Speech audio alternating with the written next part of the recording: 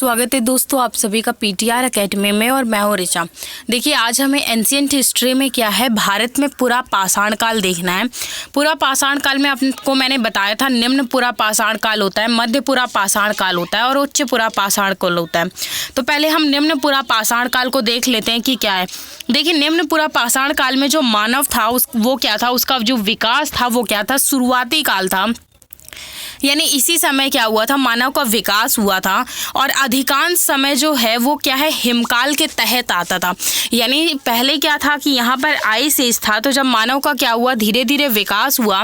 तो अगर हम निम्न पूरा पाषाण काल में देखते हैं तो वो क्या है, जो मानव था वो कहाँ, हिमकाल में आता था। इस समय में क्या है, इस काल में देखिए अगर आप मानव के विकास को देखते हो तो मानव के विकास के लिए मुख्यतः किस चीज़ का यूज़ किया गया है, कोर उपकरणों का क्या किया गया था, निर्माण किया गया था।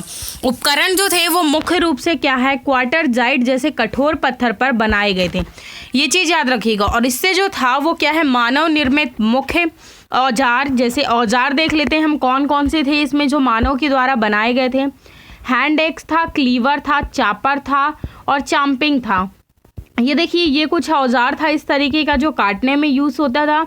इस टाइप का ये जो औजार बनाया जाता है ये छीलने में और एक तरफ का कार्य जो था, यानी ये जो एक तरफ क्या है, धारदार पत्थर हुआ करते थे, इसमें क्या है, धार दी जाती थी। और इधर तरफ क्या था, ये जो उपकरण थे इस टाइप के, तो मानव जो उपकरण थे शुरुआती में क्या है, जो होमो सैपियंस वगैरह थे वो क्या है, इसको क्या है, धार के रूप में क्या है, यूज़ करते थे। उसके बाद निम्न पूरा पाषाण काल में क्या है, कई महत्वपूर्ण स्थल क्या है भारत में प्राप्त हुए हैं। जो कुछ जो मेन है उन्हें हम देख लेते हैं कि कौन कौन से मेन है। तो मेन में देखिए जो पहला है वो सोहन घाटी है, जो आज प्रेजेंट में कहाँ है, पाकिस्तान में। ये क्या है, निम्न पूरा पाषाण काल का भारतीय उपमहाद्वीप में एक प्रतिनिधि स्थल है। यानी क्या है, यहीं पर क्या है, सबसे पहले जो है निम्न पूरा पाषाण काल के भारतीय अगर उपमहाद्वीप में देखें तो इसे क्या है, एक महत्वपूर्ण स्थल दिया जाता है। उसके बाद बेलन घाटी है जो कि यूपी में है, ये भी क्या है, एक महत्वपूर्ण स्थल है जहाँ से पाषाण काल के तीनों चरणों के क्या है, साक्ष्य मिलते हैं। मतलब पाषाण काल में निम्न पूरा पाषाण काल के भी साक्ष्य मिलते हैं, मध्य के भी और उच्च पूरा पाषाण काल के भी। उसके बाद भीमबेटका है जो कि कहाँ, एमपी में है। और दक्षिण भारत, यानी दक्षिण भारत में क्या है, पल्वकम है, अरिपक्वम है और गिटलूर है। उसके बाद ये क्या है, कुछ साक्ष्य हैं जहाँ से क्या है, हमें निम्न पूरा पाषाण काल के क्या है, साक्ष्य मिलते हैं। उसके बाद देखिए भारत में जो हैंड एक्स और पलवरम जो क्या है, चेन्नई के पास है। जो पलवरम है वो चेन्नई के पास है। यहाँ से क्या है, 1863 में रॉबर्ट ब्रूस फुट ने क्या है, प्राप्त किया था। यानी हैंड एक्स और परवरम जो है वो उसमें क्या है, 1863 में रॉबर्ट ब्रूस फुट ने क्या है, इसे प्राप्त किया था। और अगला हैंड एक्स जो है इसी प्रकार अति पराक्रम से क्या है, प्राप्त हुआ। ये चीज़ आप याद रखिएगा। उसके बाद क्या है, केरल के ऊपरी गंगा घाटी को छोड़कर यहाँ के लगभग समस्त भागों से क्या है, निम्न पूरा पाषाण कालीन स्थल प्राप्त हुए हैं। यानी अगर केरल और ऊपरी गंगा घाटी को छोड़ दिया जाए तो देश के लगभग सभी भागों से क्या है, हमें इसके साक्ष्य प्राप्त हुए हैं। हमने निम्न पूरा पाषाण काल देख लिया, अब हम मध्य पूरा पाषाण काल देखते हैं। देखिए मध्य पूरा पाषाण काल का जो टाइम पीरियड है वो 5000 से 4000 तक है। तो अगर इसे देखें तो इसे क्या है, फ्लेक कल्चर भी कहते हैं, यानी फलक संस्कृति। मध्य पूरा पाषाण काल को क्या, फलक संस्कृति भी कहते हैं। क्यों? क्योंकि इस काल में मानव के उपकरण निर्माण में क्या है, जो तकनीकी में क्या है, बदलाव आया था। और जो मानव था इस समय क्या है, उपकरण निर्माण में क्या है, चर्ट और जेस्पर जैसे नरम पत्थरों का भी क्या है, प्रयोग करने लगा था।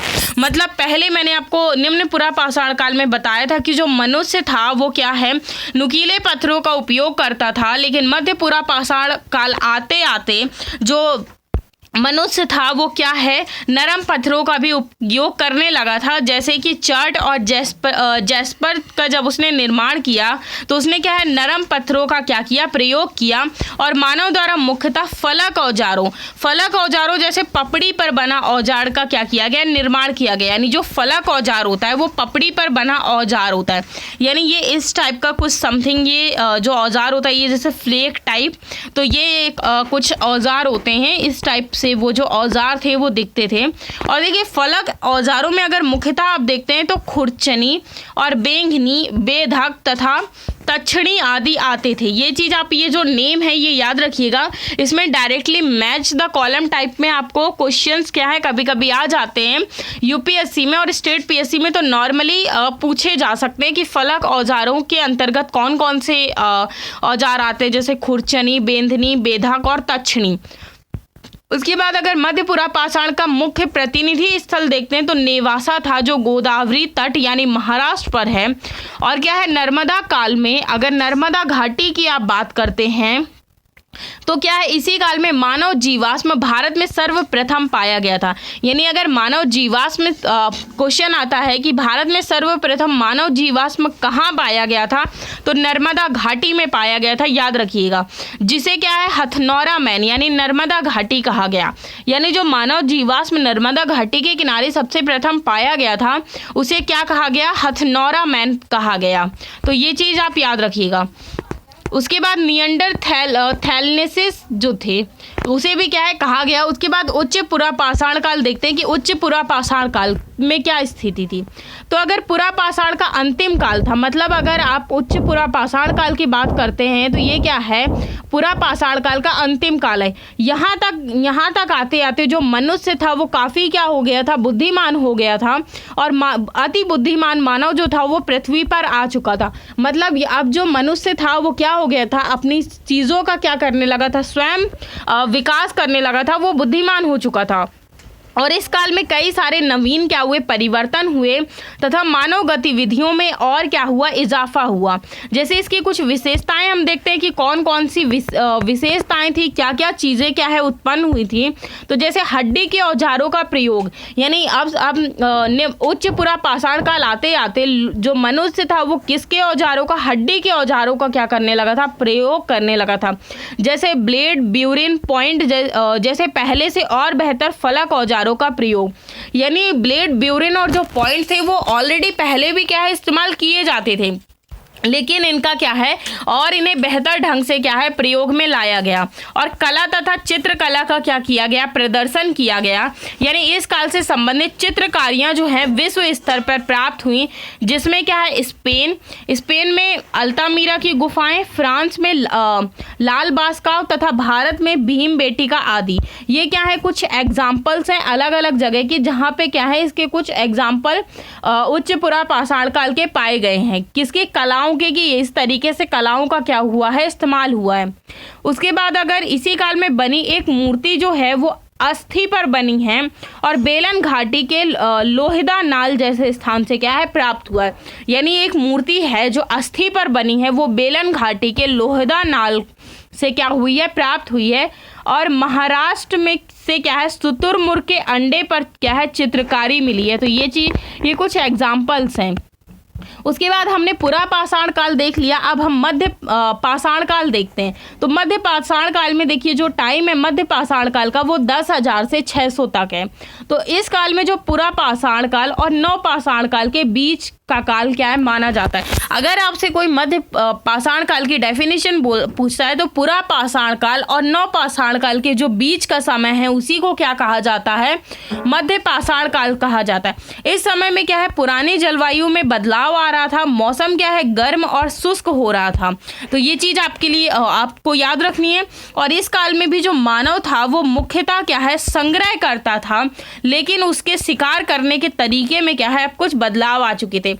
यानी जो मनुष्य था उसमें इतने ज्यादा तो बदलाव नहीं आए थे, अभी भी वो संग्रह करता था, लेकिन क्या है उसके शिकार करने के जो तरीके थे उनमें क्या है काफी सारे बदलाव आए थे। और इस समय मानव का जो मुख्य पेशा था वो छोटे पशुओं का शिकार करना हो गया था। यानी अब जो वो मनुष्य जो शिकार करता था उसमें बदलाव आए थे। तो किस प्रकार के बदलाव आए थे, वो क्या करता था छोटे पशुओं का शिकार करता था, जैसे मछली पकड़ना, पक्षियों का शिकार तथा खाद्य वस्तुओं को इकट्ठा करना। ये क्या है कुछ कार्य हो गए थे उस समय मनुष्यों के।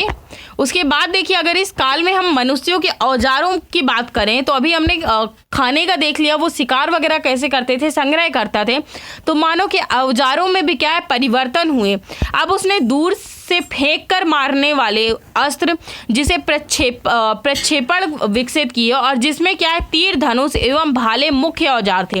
मतलब अब मनुष्य ने क्या है अपने औजारों में भी वो कर लिया था। पहले जो मनुष्य था वो उसके औजार जो हुआ करते थे वो ऐसे हुआ करते थे कि वो दूर से क्या है फेंक कर वार नहीं कर सकता था, लेकिन अब क्या है उसने फेंक कर वार करने वाले क्या है औजार बना लिए थे, जिसमें तीर, धनुष और भाले क्या थे मुख्य थे। और उसने क्या है पत्थर के काफ़ी छोटे छोटे भी औजार बनाए थे, जिसे सूक्ष्म पाषाण या औजार कहा गया।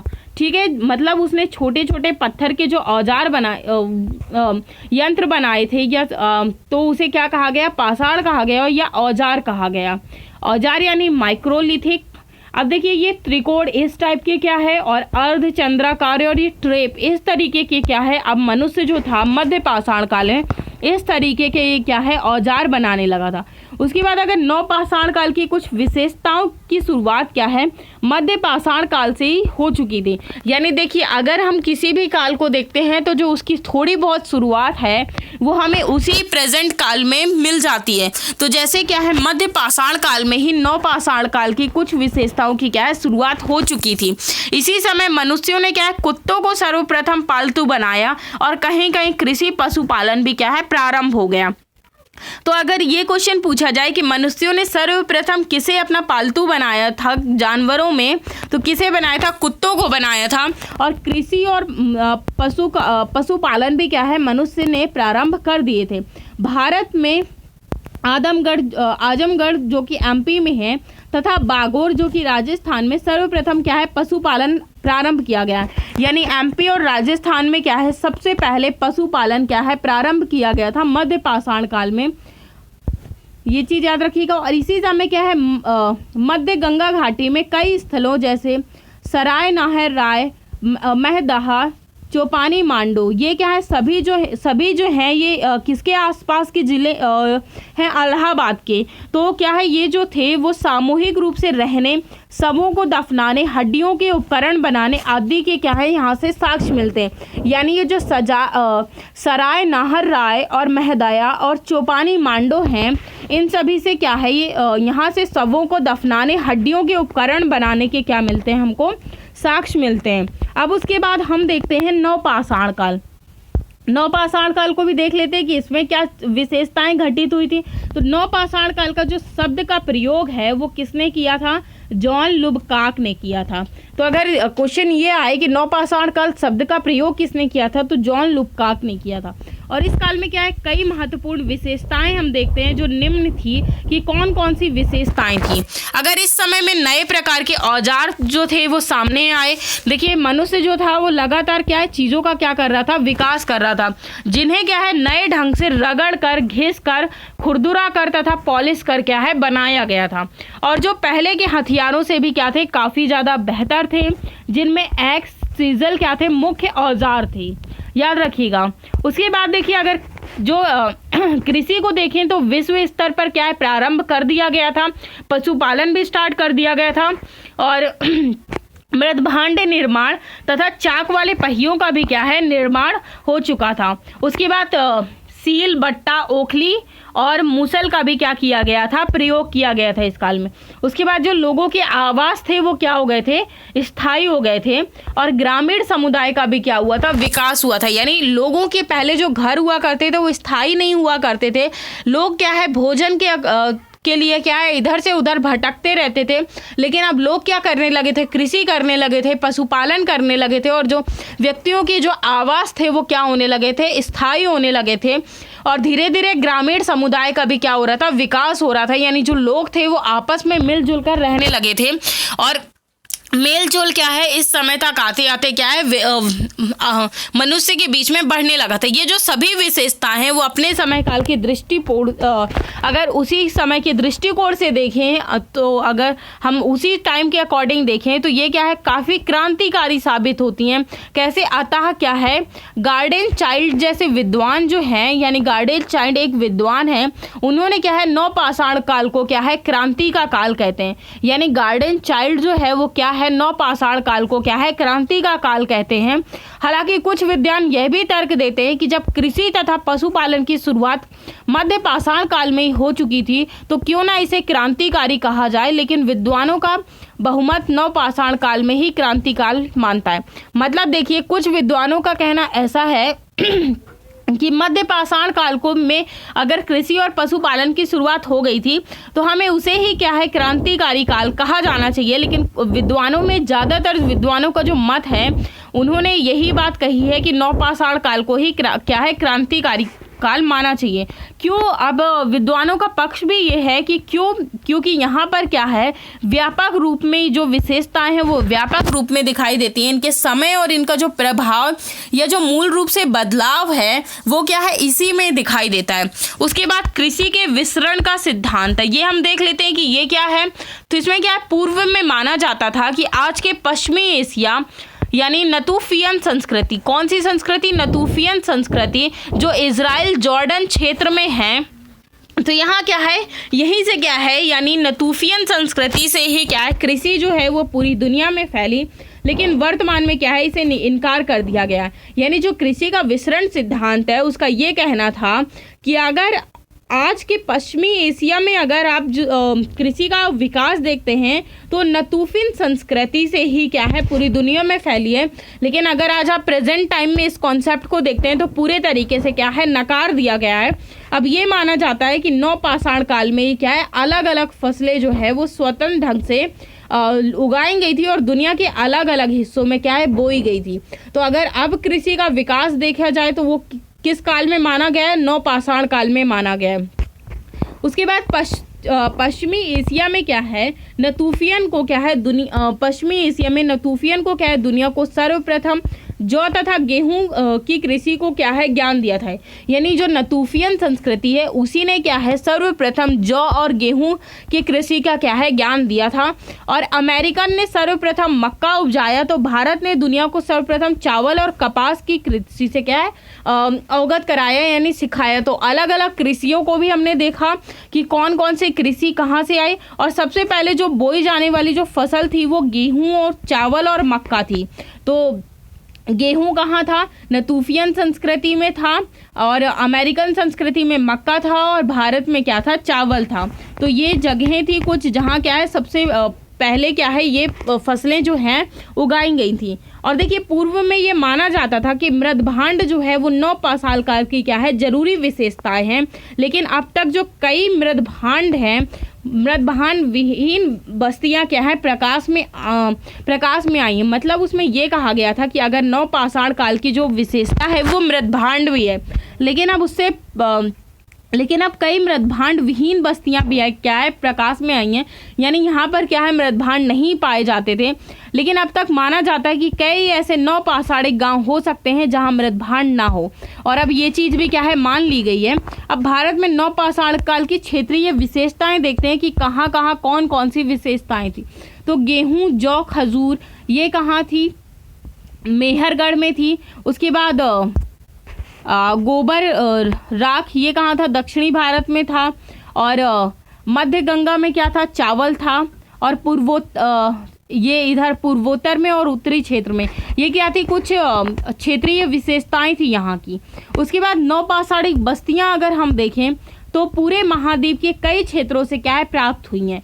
अगर हम बस्तियों की बात करें तो क्या है महाद्वीप के कई सारे क्षेत्रों से प्राप्त हुई हैं।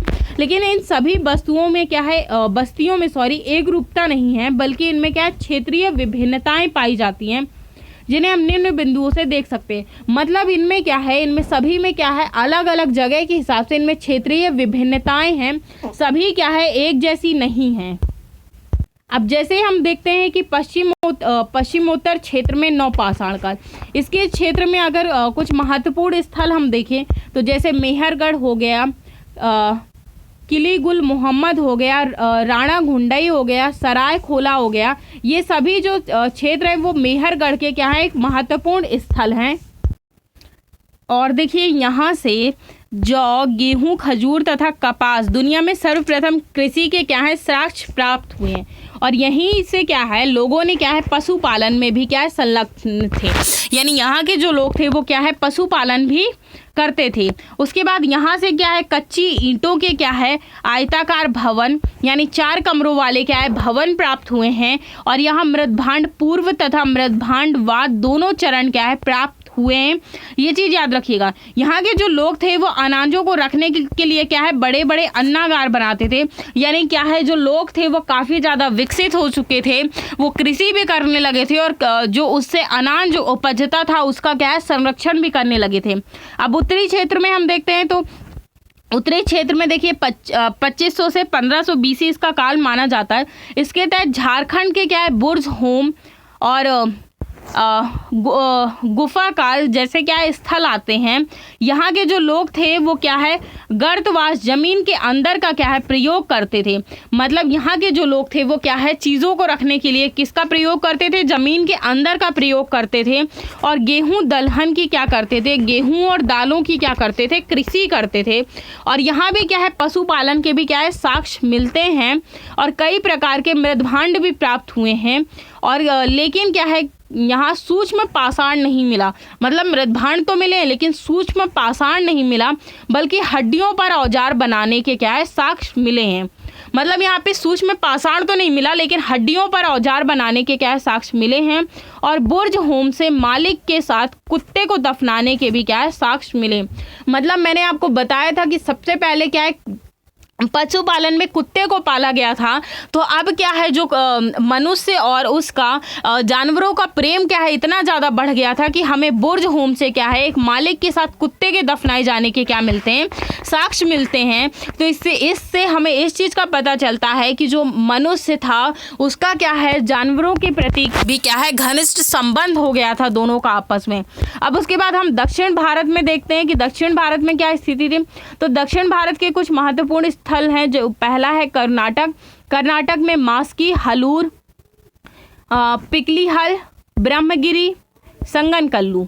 और पिकलीहल तथा संगनकल्लू से क्या है बस्तियों के साथ साथ गोबर राख के टीले भी क्या है मिले हैं। उसके बाद आंध्र प्रदेश से उतनूर और तमिलनाडु से क्या है पयमपल्ली।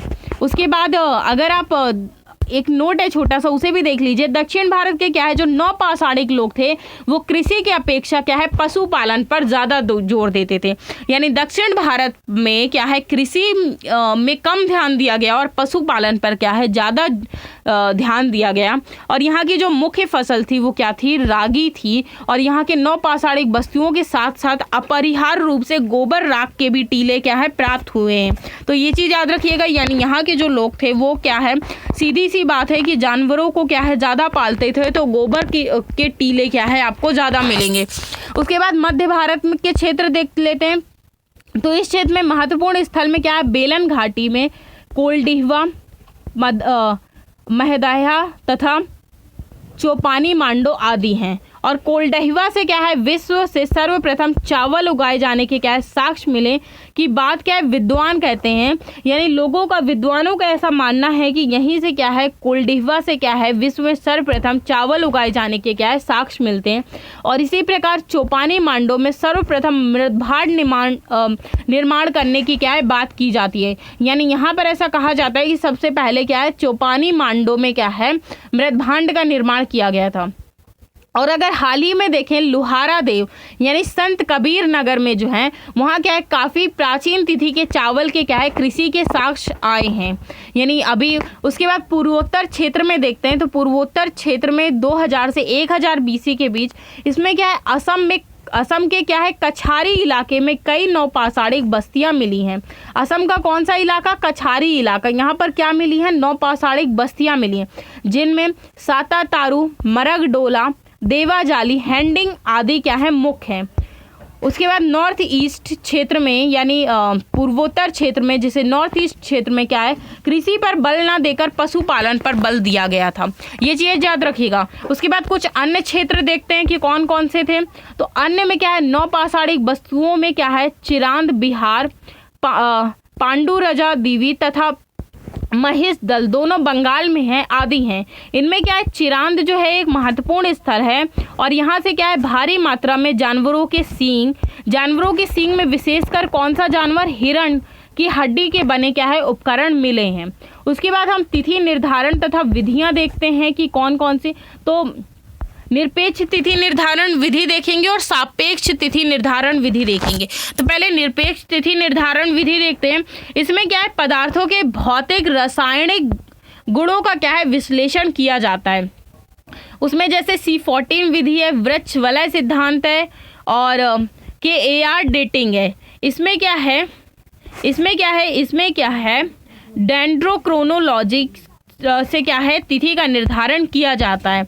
और इसमें सापेक्ष तिथि निर्धारण विधि में हम देखते हैं कि क्या है, तो इसमें स्पष्ट तिथि नहीं बतलाई, बल्कि इसमें क्या है सामान्य स्तर पर क्या है विन्यास के समान ही क्या समासु सिद्धांत पर क्या है बतलाया जाता है इसे, और फिर कौन सी वस्तु नई है और कौन सी वस्तु पुरानी है।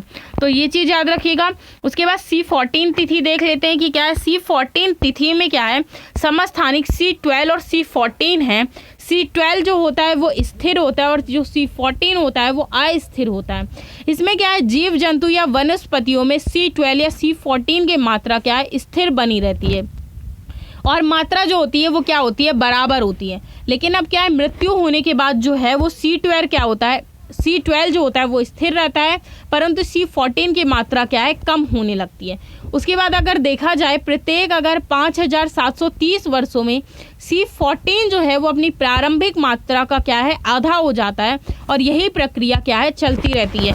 ये कब होता है, जब 5730 ईयर हो जाते हैं तो जो C14 होता है वो अपनी प्रारंभिक मात्रा का क्या हो जाता है आधा हो जाता है। ये जब अपना टाइम पीरियड क्या है कंप्लीट कर लेता है तो ये ऐसे ही हो जाता है। उसके बाद हम वृक्ष वलय सिद्धांत देखते हैं कि वृक्ष वलय क्या है। तो सामान्यतः एक वर्ष में एक वलय बनता है। ये क्या है, ये वृक्ष का काट है, यानी अगर वृक्ष को क्या है काट दिया जाए, यानी जिसे रिंग पैटर्नर बोलते हैं। फिर KAR विधि देखते हैं कि क्या है। तो इसमें क्या है, चट्टान में क्या है K40 पाया जाता है। क्या पाया जाता है, K40 पाया जाता है, जो एक क्या है रेडियो सक्रिय समस्थानिक है, अर्थात C14 की तरह इसमें भी क्या है क्षय होगा और इसे हाफ लाइफ यानी 1.3 बिलियन क्या है साल होगा। ये चीज़ याद रखिएगा, जो इसकी लाइफ है वो कितनी होगी, हाफ लाइफ होगी यानी 1.3 बिलियन होगी। उसके बाद यूरेनियम 238 देखते हैं। तो ये जो है वो सबसे लंबा समय बतलाता है, यानी लगभग 2.4 बिलियन वर्ष। उसके बाद जो नेक्स्ट देखते हैं वो ताम्र पाषाण काल देखते हैं कि ताम्र पाषाण काल में क्या था। ताम्र पाषाण काल में हड़प्पा पूर्व की ताम्र पाषाणिक संस्कृति है जो 3500 से 2350 है, और हड़प्पा सभ्यता है जो 2350 से 1750, और इसी को क्या है कांस्य सभ्यता भी बोलते हैं। और हड़प्पा सभ्यता के बाद की क्या है ताम्र पाषाणिक संस्कृति जो 9000 से 700 तक है। उसके बाद देखिए अगर हड़प्पा सभ्यता की क्या है पूर्व की ताम्र पाषाणिक संस्कृति देखें जो कि 3500 से 2350 BC तक चलती है। तो अगर भारत में ताम्र पाषाण की क्या है अवस्था को 3 भागों में बांटकर क्या है अध्ययन किया जा सकता है। तो अगर हमें ताम्र पाषाण काल का अध्ययन करना है तो उसे हम कितने भागों में बांट सकते हैं, 3 भागों में। हड़प्पा सभ्यता के क्या है पहले आज के भारत, पाकिस्तान तथा अफगानिस्तान के हिस्से पर क्या है ग्रामीण संस्कृति के लोग रहते थे। मतलब अगर हड़प्पा सभ्यता के पहले की बात करें, यानी आज के अगर हड़प्पा सभ्यता के पहले और आज के अगर भारत, पाकिस्तान और अफगानिस्तान की बात करें तो यहाँ पर क्या है ग्रामीण संस्कृति के लोग रहते थे, जिन्हें क्या है हम हड़प्पा पूर्व संस्कृति कहते हैं। क्या कहते हैं, हड़प्पा पूर्व संस्कृति कहते हैं। और उत्खनन से हड़प्पा पूर्व के क्या है कई यहाँ से बस्तियां जो हैं वो क्या है हमें बस्तियों के क्या है साक्ष्य मिले हैं। हम देख लेते हैं कि कौन कौन से साक्ष्य मिले हैं। तो अफगानिस्तान स्थित स्थल मुंडी गाग, देह मुरासी, घुंडई, पाकिस्तान स्थित स्थल मेहरगढ़, राना घुंडई, किली गुल मोहम्मद, कुल्ली नाल, आमरी और कोट दीजी। उसके बाद भारत में अगर देखें कालीबंगा, राखीगढ़ी और बनावली, ये कुछ क्या है पूर्व की वो हैं।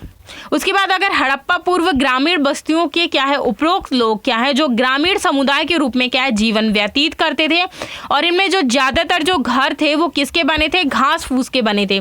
यानी अगर हड़प्पा पूर्व ग्रामीण बस्तियों के लोगों के घरों की बात की जाए तो किससे बने थे, घास फूस से बने थे। लेकिन हालांकि कहीं कहीं क्या है कच्ची ईंटों का भी क्या किया गया है, प्रयोग किया गया है। और इसी चरण में इन्होंने तांबा, पीतल, चांदी के क्या है धातुओं का भी क्या किया है, उपयोग किया है या प्रयोग किया है। और इनके जो मृत भांड है वो हड़प्पाइयों जैसे ही हैं, और कहीं कहीं क्या है इसमें किलेबंदी भी मिलती है, अन्नागार भी मिलता है, और दूरस्थ व्यापार के भी क्या है साक्ष्य मिलते हैं। यानी ये भी जो थे वो काफ़ी ज़्यादा विकसित थे। और इनमें से जो ज़्यादातर बस्तियां हैं वो बाद में किन में तब्दील हो गई, शहरी बस्तियों में क्या है तब्दील हो गई। तो आज के लिए यहीं इसे हम समाप्त करते हैं, आपसे नेक्स्ट वीडियो में मिलेंगे। तब तक के लिए थैंक्स। आप लोग अपना ख्याल रखिए अच्छे से, और देखिए पढ़ते जाइए। और कोरोना वायरस में लॉकडाउन जो लगा हुआ है, घर से बाहर आप लोगों को नहीं निकलना है, तो प्लीज़ मेरी रिक्वेस्ट है कि आप लोग घर में ही रहिए और अच्छे से पढ़ाई करते जाइए। उसके बाद बहुत सारे लोग जो है वो ग्रेजुएशन कर रहे हैं, तो उनके अभी एग्ज़ाम्स नहीं हुए हैं, काफ़ी सारे एग्ज़ाम्स की तैयारी कर रहे हैं। तो सभी लोग आप लोग एग्ज़ाम्स की तैयारी अच्छे से करते जाइए, और देखिए जब एग्ज़ाम होंगे तो अच्छे से पढ़ते जाइए, तो एग्ज़ाम तो अच्छे से क्वालिफाई होंगी। चलिए थैंक्स, नेक्स्ट टॉपिक में मिलेंगे।